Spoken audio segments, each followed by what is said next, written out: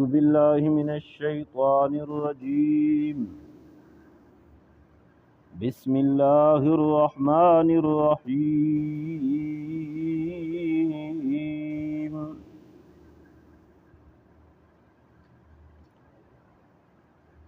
واذكر عبدنا أيوب إذ نادى ربه أني مسني الشيطان بنصب وعذاب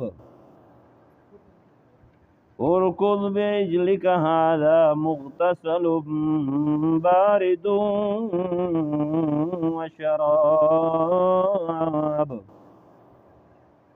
ووهبنا له أهله ومثلهم معهم رحمة منا وذكرى لأولي الألباب صدق الله مولانا العظيم.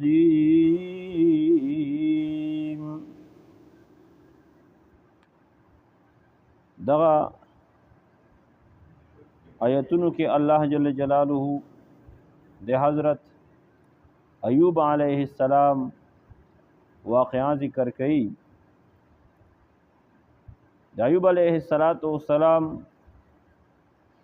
شجرہ ابراہیم علیہ السلام ترسی. ایوب بن عوس بن عیس بن اسحاق بن ابراہیم تر د ابراہیم علیہ السلام پر درې واسطې دی پکې. نو د ابراهیم علیه السلام په اولاد کې ده او ایوب علیه السلام هم ډېر لوی عظیم الشان پیغمبر تر شوی ده.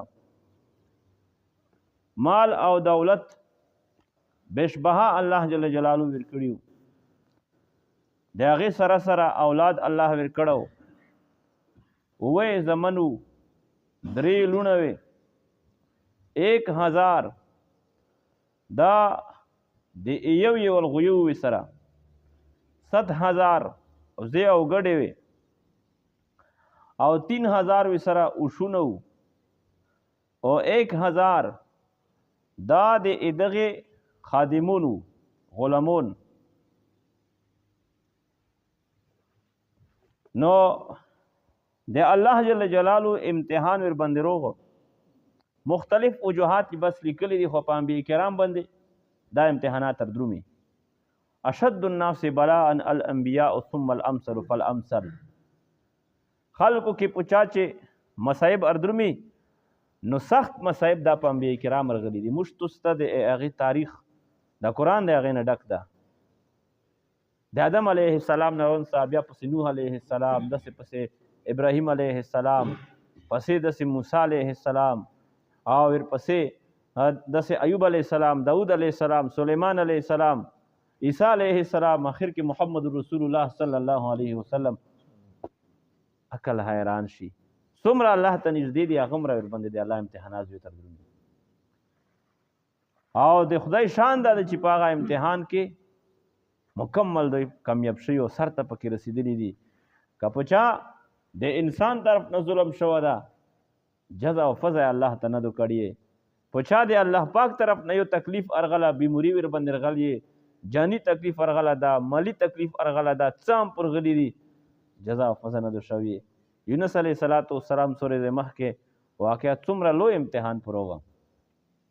نو دغه کې هم موږ ته دا درس ته چې امتحانات دا به د الله په بندګانو باندې درومي، په مسلمانو باندې به درومي، دوی به په هغې باندې صبر کوي. ایوب علیه السلام موږ مخکې اجمالا تذکره وکړه چې دومره دومره الله پاک دته مالونه او دولتونه ورکړي وو او لوی مځکې یې ورکړې وې، جایدادونه یې ورکړي وو. نو المسیح یو ورځ په خپل رشته دارو کې چا ته دعوت وکړو. نو د بچو نه ته ویل چې داسې وکړو چې تاسې ټول لوړ شوئ، کور کې به هم څوک خو پاتې کېږي، زه او د تاسې مور د بیبي نومه وه رحمت بیبي. نو دا به کور کې پاتې شو، تاسې ټول لوړ شوئ. لہذا هغه ټول لوړل چې کله بالکل عین مړی پروګرام تیار شو او کسان مړی ته کښېنستل چې یو هم مینه بهر پوتې نه شو. د کمرې چې کوم چت ته پر پرېوته څومره چې پکې وو وړکې او ستر نر او ښځې ټول په هغې کې وفات او شهید شل. ایوب علیه السلام ته چې خبر روغه نو بس انا لله و انا الیه راجعون فصبر جمیل د الله په کړې باندې به صبر کوي نور به څه په وکړي بل د الله پیغمبرونه خو دغه الفاظ وي. نو بهرحال چې کله د هغې مسله یو طرف ته شوه نو د ده څومره مال او دولت و او جایداد و کوم خادمون یو غلامون یو هغې ته یې ویل چې اوس په زه په دې څه کوم بچون مې پوتې نه شول. لہذا دا تو سے هر چا د خپل حصې مطابق وخوستل که څوک یې خادمون غلامونو پردي و پکې هغې هم پکې خپله برخه وکړه پکې ویوړل. دې نه بعد په ایوب علیه السلام باندې بیموري روغله داسې بیموري په روغله چې بلکل په کاټ باندې شو د ګاټې واټې هېڅ څوکر نشته دا اوس د بیموري څه شی وه شاید چې تاسې اورېدلي هم وي خو دا خبره بلکل بې بنیاده ده چې په ایوب علیه السلام بدن کې چیمجي وشول.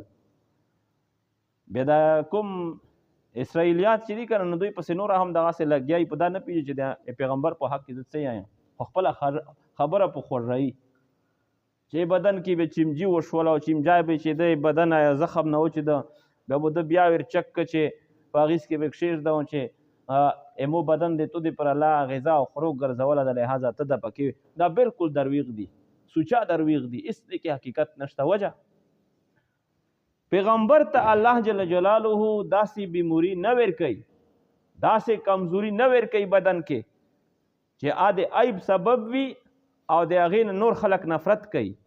تاسې په ایمان وایو د چمجي نه خلک نفرت کوي که نه عام د چا په لوس باندې یوه په خپل لوس باندې دناوي او زهر یې پکې سړی ورته کتای نه شي په بل باندې سړی داسې مخ ونه توکي. نو لحاظه داسې بیموري چې د هغې د وجې نه بل څوک نفرت پې نه کوي پیغمبر ته الله داسې بیموري کله هم نه ورکوي.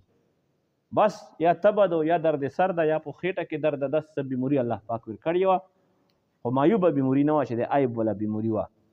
بهرحال اوس په کور کې دای ده او دا هم په کاټ ده او بیبي یې ده نو د ګاټې وټې څوک شته نه هغه ښځه چې دا د ملکه په شان وه چې په زرګونو خادمون د هغې شورېدل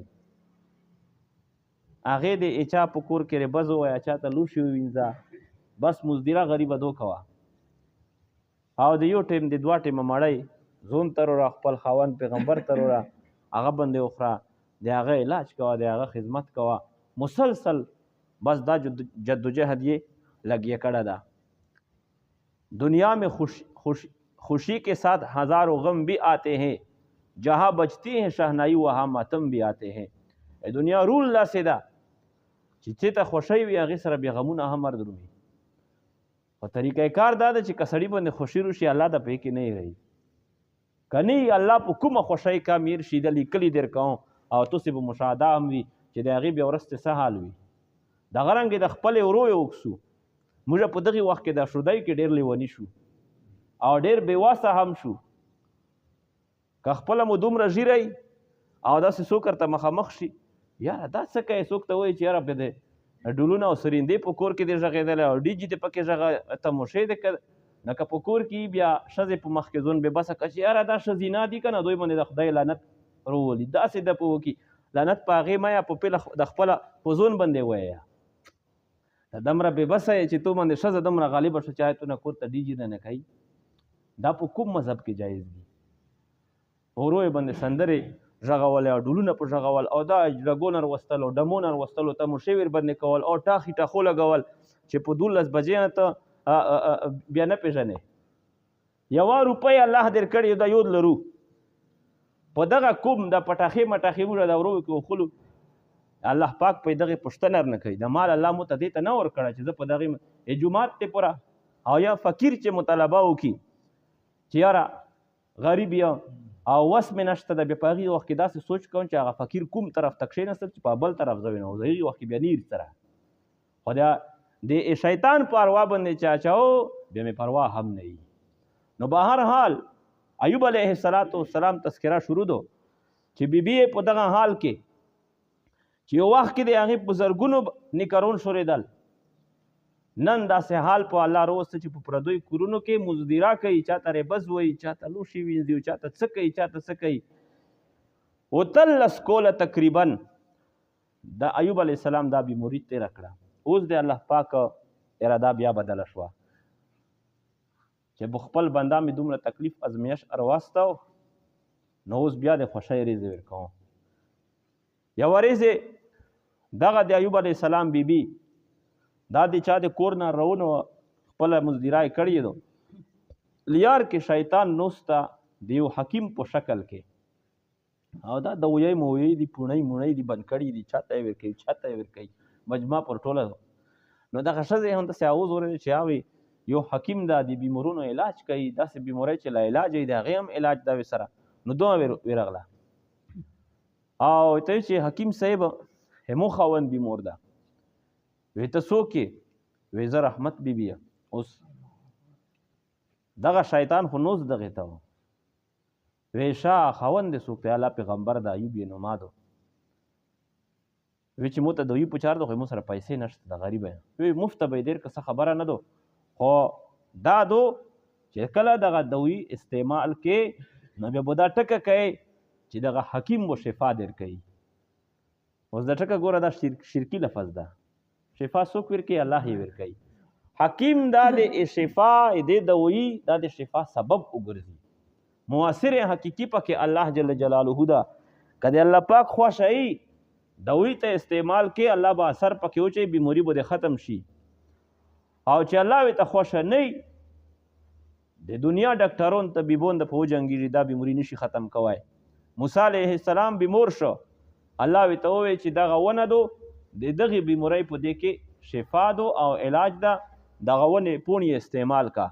موسی علیه السلام هغه پوڼې استعمال کړې، الله پاک ټیک که او ډېر خوشحال شو په دوې وجې. یوه بیماري ختم شوه، بل د دغې بیمارۍ علاج ورته معلوم شو چې دغه په دغه پوڼې کې دغه ونې په پوڼې کې دغې علاج ده او شفا دو. وخت تیر شو، یوه ورځ بیا داسې موسی علیه السلام بیمار شو، نو بیا دا هغه بوټي ته هغه پوڼې روغوستې، ایو خوړلې، آی استعمال کړې، بیماري هغه شای وه، یو سوتر هم د دنه بیماري کمه نه شوه. نو الله ته التجا وکړه چې یا الله مخکې بیمار تو خپله دغه بوټر ته شی لاوم، هم استعمال که زه ټیک شو، نن یا الله په مو کې څه فرق نه درومي، زه هغه شی یم. الله پاک ورته ووایي چې موسی مخکې ته بیمار وې، اثر پکې د جوړولو مو اچولی، نن بوټه هغه د مو پکې اثر نه ده اچولی، بوټه اثر نه کوي. نو دی ورته ووایي حکیم شیطان ورته ووایي چې داسې به یایې چې دا دغه حکیم شفا ورکړه. دو ښځه و د ټکي ته یې سوچ ونه کوي چې په دغې خوښۍ کې او چې که خیري بس خاوند به مېرته جوړ شي. نو دو چې کله روغله ایوب علیه السلام ته یې دغه ورکړه. وی چې چېرته نه دې روړه؟ وی دا خو داسې یو حکیم و او هغه روکړله، او وی چې بس دا د استعمال کی او دا یا چې دا حکیم چې دا به شفا ورکړي. ایوب علیه السلام پوه شو، ډېر غوسه شو. وی دغه خبیث اوس د موږ په ایمان باندې هم ډکې اچوي. وی دغه ابلیس ته یې ښځې تو په هغه وخت کې دی په دغې پوڼۍ باندې په دا خوله ویلي نه وسته، لہذا چې کله هم مو الله جوړ کړي سل لاشتې به دې وایم. بهرحال بیا هغې توبه ویستله چې یاره دا خو مونه غلطي وشو، څه دي خو ده هم قسم کړی. چې کله دو بیا لوړله ایوب علیه السلام الله ته په التجا شو چې یا الله ته مو ته شفا وکړې، بیماري هم د تو په قبضه قدرت کې دو او شفا هم د تو په قبضه قدرت کې دو، دغې شیطان دی وجې نه مو ته ډېر تکلیف یا الله ورسېده. بهرحال ایوب علیه السلام ته الله پاک وویل وحی نازله شوه چې ارکض برجلک هذا مغتسل بارد و شراب، چې په د خپله پښه باندې د مځکه ووایه د هغې سره به اوبه روځي، په هغه اوبې باندې به ولمبېږي او اینه به وچ شي، نو بس ته به ټیک شي. ایوب علیه السلام هغه داسې پښه چې کله په مځکه وویل، اوس ګوره د الله پاک فیصلې ارادې بدلې شوې. مخکې دغه کور و دغه ایوب الله یې ته نه وویلي اوبه نه وتلی، اوس چې کله پښه یې وویله اوبه راوتلې، اوبه باندې ولمبېده او ویشلې. نو نن باطني کومې بیمارۍ وې د شوک سره ټیک شوې، ظاهري کومې بیمارۍ وې د لمبېدنو سره ټیک شوې. بلکل بیا نوجوان او شسته بدن والا الله پاک صحت ورکا او کور کې زونې برابر کښېنسته. ښځه چې کله د مزدورۍ نه راغله نو هغې پېژندنه هغې ویې ته چې یو نوجوانه دا هلته کې خو د مو یو بیمور خاوند وه چېرته ده؟ ایوب علیه السلام یې دی چې ښځه هغه ځای که نه ښه وي چې بس الله پاک جوړ کړه، الله پاک چې رحم ورباندې وکړه. نو د هغې نه پس تا قسم یې کړی چې زه به د سل لاشتې وایم، خو چونکې اوس دغه کومه بیبي چې وه دې قصدن خو داسې نه وکړي، بل ډېر انتهایي وفاداره ښځه وه چې هر څه وینه لوړل، بچي ختم شول، نیکرون ختم شول، مال او متاع ختم شوله، د خاوند صحت هغه ختم شو او په کاټ کې ته پروت ته دو چې دومره په ناز و نعمت کې ارغلې وه، نن په پردیو کورونو کې مزدورۍ کوي، ستړي ستمنې کوي او بیمور شوری. الله ته یې د وفا ډېر خوند ورکړه. داسې بندګانو ته الله بیا تکلیف نه ورکوي. نو الله پاک ایوب علیه السلام ته چې داسې به وکړې چې د ایسلې تیلی لکه موږ چې ربز وې ته یو داسې یو ګېډای غوندې به روغ یو ټاس ورکړه، نو دا به داسې لکه سل لاشتې دی چې وویله. نو الله پاک ګوره په خپله هیلاوې ته جوړوي، دې ته به ضرر او تکلیف نشي میلاو او ته به هم په خپل قسم کې حانس نشي. قسم سړی د کومې چارې وکړي هغه بیا هغه سر ته رسوي، نو ته به هم په خپله کیسه کې به حانس قسم کې به حانس نشي، قسم به د ایتو پورا شي.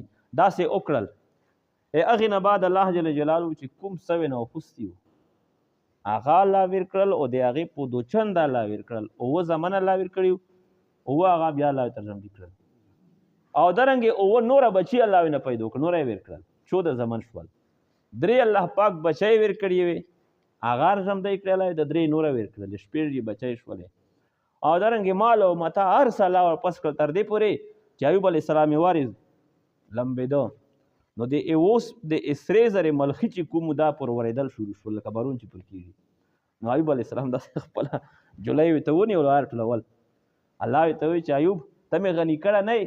ویاله بېشکه زه دې غني کړی یم، خو لیکن د تو د ایویر کړی نه څوک هم مستغني نشته د هغې ته موږ هر وخت یا الله تو رحمتونو ته محتاج یو، ځکه یې جمع کوو یا الله. نو الله دا واقعه ذکر کوي.